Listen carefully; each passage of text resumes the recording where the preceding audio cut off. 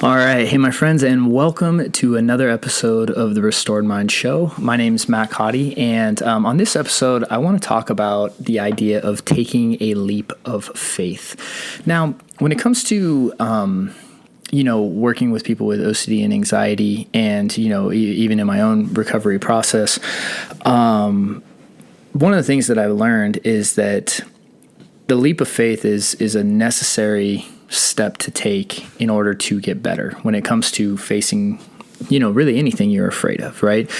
Because in order to have the ability to take a leap of faith, you inevitably want to be certain about something that you can't be certain about.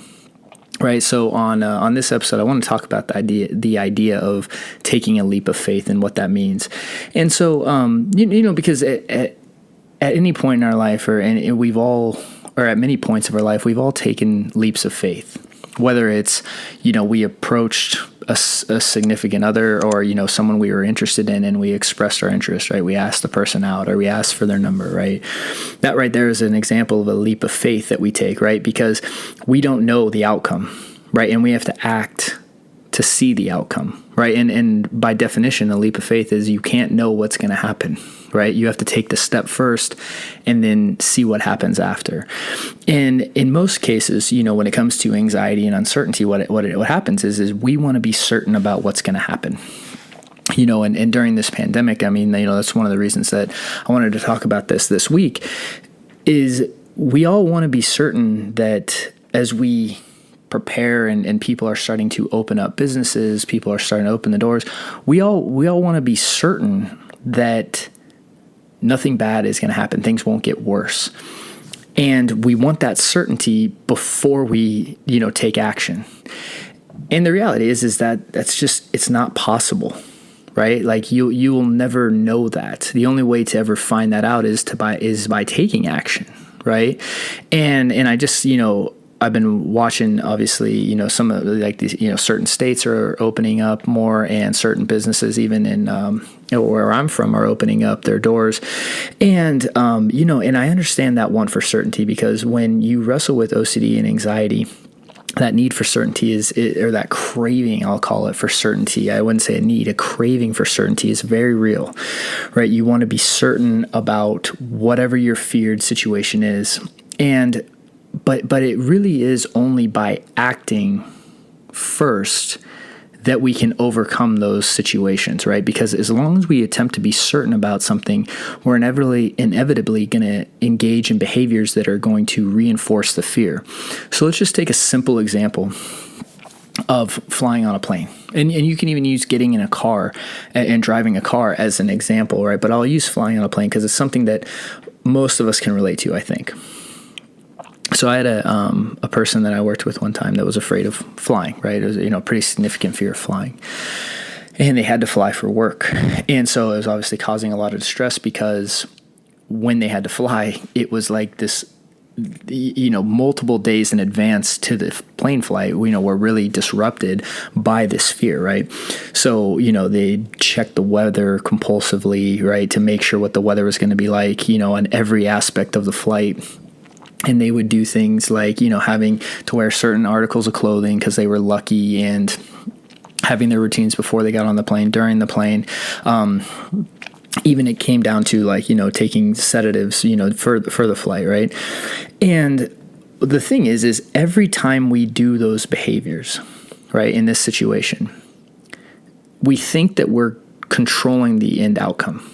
Right. But at the end of the day, how it has to happen is that, or we're attempting to control the end outcome, right, of the plane taking off and landing safely. And like I've explained before, anything we do in an attempt to control, right, the feared outcome, what happens is we reinforce the idea that situation is dangerous in our minds, right? And so with the plane example, every time we get on a plane, there's a possibility, however small it might be, that plane could crash, right? We all know that. And we choose to fly planes because it's way better than walking to wherever we want to go to, or riding a horse, or even driving. It's like I can get from, wherever, California to the East Coast in whatever it is, 5-6 hours, something like that. That's much better than taking a horse that way. So I take that risk and I fly a plane. And let's be honest, taking a horse or even a car has risk at all, right? Either way I'm going, I'm taking risk, right? So we make calculated risk and decisions in life.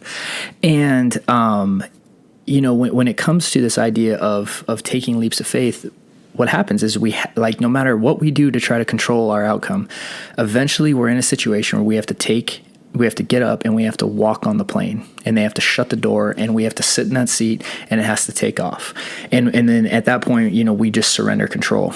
And all the things we do in advance to that, right, for the most part, didn't actually help the situation, right? So if we look at the idea of the plane, checking the weather in every state, what it's going to be like along the way. Yeah, I mean, I understand like the logic of it, of like, I want to make sure there's not going to be any weather or turbulence, but even predicting the weather is not a certain science, right? You know what I mean? It's like, and it's just this thing we think we're doing to control something, and then wearing certain lucky articles of clothing, or saying a rosary 5 times before you get on, or having to take a shot of Jack Daniels before a certain medication. All those things communicate to our brain that flying is dangerous. And then we get on and the plane takes off and the plane lands. And what I'm suggesting is when we are looking at working with someone with an anxiety disorder, whether it's OCD, panic attacks, social anxiety, general anxiety, or even a specific phobia like the fear of flying, what we do is we want to remove all the safety behaviors that person does. Right? Anything they do to attempt to control or manipulate situations, right? And what we do is we have them confront the feared situation. So in this case, it's like, okay, don't do any of those behaviors. Get on the plane, and then you have to sit on the plane, take off, and then when the plane lands, the person's brain is forced into the decision to say, oh, was that actually dangerous? And did any of those behaviors that I was doing actually keep me safe? It's forced to challenge it, right?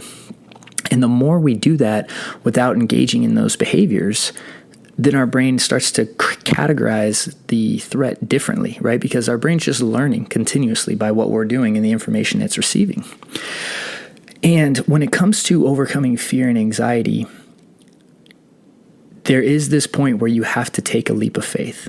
You have to trust the process. You have to challenge. You have to take that step before you know, right?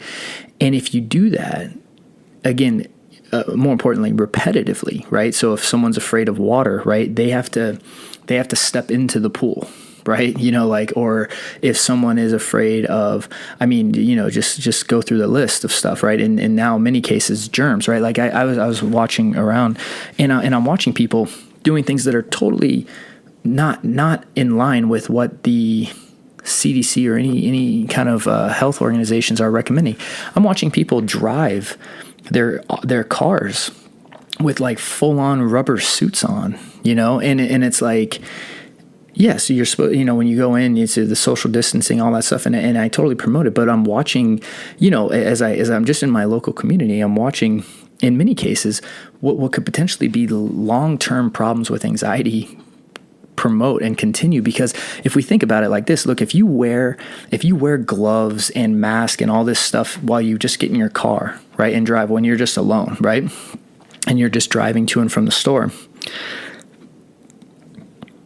what you're teaching your brain is that when you get back home and let's say you don't get the coronavirus, right, or whatever you're afraid of, you're teaching your brain that doing that actually kept you safe. And you make this false connection that says, oh, well, I'm safe now, and I wore all these rubber gloves and this huge mask and this huge suit, so that actually must have been what kept me safe. And the reality is it most likely wasn't the case. And we make this false connection in the same way the person that checks the weather again and again and again for their flight, and then takes the flight, and then the flight lands safely, they make that connection that checking the weather actually kept them safe. And that's not the case, right? And our brain is just learning this stuff. And when it comes to facing down fear and facing down anxiety, the thing that's so important is realizing that you have to take the leap first, and then, challenge the end result to show your brain that it actually wasn't dangerous, right? Now, of course, you need to do it with sense and obviously safety in mind, right?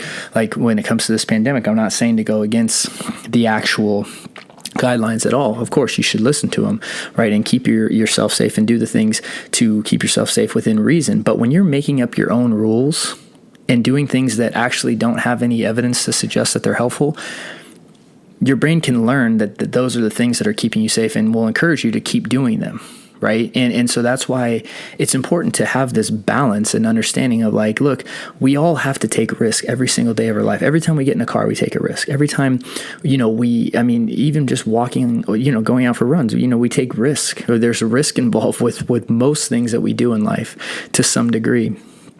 And taking that leap of faith to take the risk and really kind of seeing what kind of risk it really is, right, is just such a critical step of recovery. And again, if you wrestle with OCD or anxiety or panic attacks, things like that, a big part of the recovery process is taking those leaps. It's doing something when you're uncertain and not waiting till you have certainty to do something. It's acting in spite of uncertainty. And I don't know how that looks for you. I mean, obviously it looks different for everyone, but as we, begin to open the doors of the country and the states and businesses and hopefully really start, getting people back on their feet, back working again, we're all going to have to take leaps of faith at some point along this journey. And, again, it's about finding that balance of not pushing the envelope too hard, where you're doing irrational, even foolish things, but also like, there comes a point where you won't be certain and you can't wait to be certain to take every step. You are going to have to make those decisions to take calculated risk in life. And especially when it comes to the recovery of things like OCD, anxiety, and panic and things like that, where it's like, you're going to have to take calculated risk. And that's actually taking the risk is what's going to get you better. So I just wanted to talk about that idea of taking a leap of faith today. And again, just asking yourself of like little leaps of faith you can start taking in your day-to-day life, what that means and challenging some of the things that you might be doing or and to push yourself, because again, it's all about your own internal growth and making sure that fear and anxiety are not controlling your life. And that's really what I'm talking about here when I'm talking about leaps of faith, right? It's like if you're wanting to date, right? You can't just wait for someone to show up at your door to ask you to marry them, right? You have to take little leaps of faith to say, hey, you know what? I'm going to put myself out there on whatever, dating apps, or I'm going to meet people. I'm going to go to gatherings, stuff like that. You have to take those leaps before you know if you're ever going to meet anyone. And that's what enables you to overcome that and ultimately achieve the things you want to achieve, right?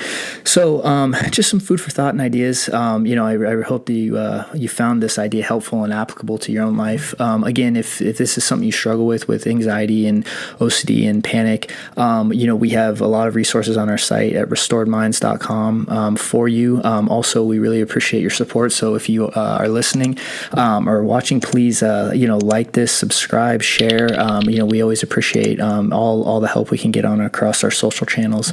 So until next week, I just wanted to say, I wish everyone's wellness and safety and hope as we move through this time together, and to just keep going strong, keep taking it one day at a time. And we will get through this together. And so thank you guys, and I hope you guys have a great week. See you soon.